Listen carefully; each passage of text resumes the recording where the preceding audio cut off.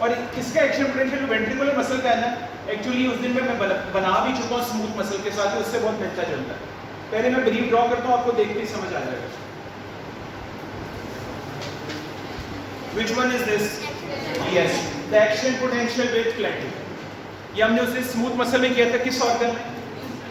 Uterus के साथ हमने किया, जब प्रोलॉन्ग कॉन्ट्रैक्शन होती है। It's very similar to that, लेकिन यहाँ पे एससीक्यू में आपको पता क्या आएगा, इधर देखो, इसका एमसीक्यू भी आता है डायग्राम के साथ, ये लिखा होता है सारा, phase 0, phase 1, phase 2, phase 3, phase 4। ये डायग्राम आती है, उसमें लिखा होता है कि लेबल इट, उसमें लिखा होता है फेज 3 इज, ऐसे एरो डाला होगा और यहाँ पे ऐसे क्वेश्चन मार्क होगा, नीचे लिखा होगा फेज 3 इज, 5 ऑप्शन होंगे, आपको फेज 3 पिक करना है कि कौन सा वाला।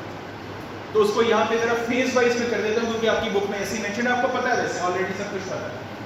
मुझे बताओ what is this thing called as depolarization, and in neuron why does it happen? Channels कौन से? Sodium channel. The similar channel work here, यहाँ पे सिर्फ उनके नाम के साथ उसने लगा दिया है फास्ट सोडियम चैनल्स। ये वही है, लेट मी टेल यू, ये वही है, लेकिन फास्ट किसी वजह से लगाया, भी समझाता हूँ क्यों लगाया। सो अगर आपसे पूछा जाए कि why phase 0 begins, what will be your answer? Opening of the fast sodium channel. So from where sodium come, extracellular fluid from to where it will enter into the cardiac muscle cell. ये बिल्कुल वैसा ही है जैसा कि skeletal muscle में था। Phase 1 पे क्या हो रहा होगा, कौन क्लोज हो रहा होगा?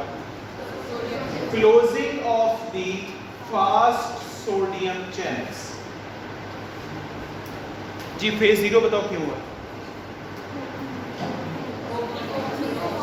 Opening of fast sodium channel या वही सोडियम चैनल जो कि न्यूरॉन में थे, and phase 1 happens because of closing of.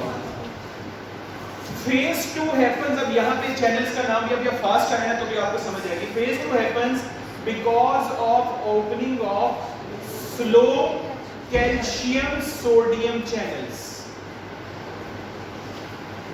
इसका ये नाम भी है, इसको सिंपल कैल्शियम चैनल भी बुक लिखती है, स्लो कैल्शियम सोडियम चैनल भी लिखती है और सिंपल कैल्शियम चैनल भी लिखती है, एल टाइप कैल्शियम चैनल। ये आप दोनों नाम यूज कर सकते हैं।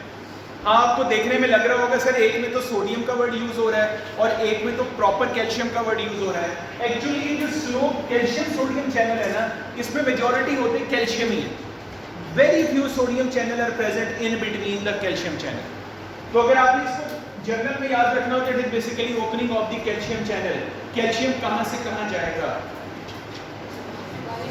Just like sodium from extracellular fluid into the intracellular fluid, तो उससे भी होने वाला है।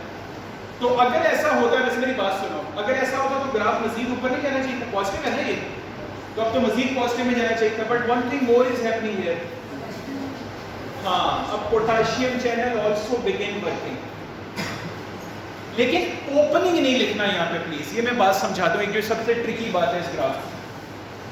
यहाँ पे ये मत लिख देना कि potassium channel and calcium channel both open. आपने फेज 2 के अंदर लिखना है yes definitely the calcium channel will open और the slow sodium calcium channel will open and few of the potassium channel will open. Few, सारे नहीं लिख देने प्लीज। अगर आप मुझसे ये पूछो ना कि सर मेजॉरिटी ओपन होंगे पोटेशियम के, क्लोज होंगे फेज 2 में, मैं आपको यही बोलूंगा कि फेज 2 में मेजॉरिटी पोटेशियम क्लोज होंगे। जस्ट 1 मिनट, बात समझ आ रही है आपको? ये बात मेरी समझ लो, मैं आपको क्या कह रहा हूँ। आपकी बुक में एक लाइन लिखी हुई है, फेज 2 के आगे एक हेडिंग दी हुई है गाइडेंस में, पता क्या लिखता है? मैं आपको अभी पढ़ के बोल देता हूँ। फेज 2 में उसने लिखा है ओपनिंग ऑफ कैल्शियम चैनल और आगे लिखा है closing of potassium channel phase 2 में।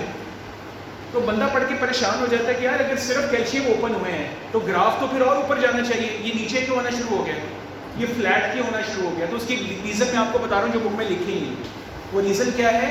That few of the potassium channel open, yes majority of close, लेकिन उन फ्यू के ओपन होने से इनसाइड से पोटेशियम कहाँ जाना शुरू हो जाता है?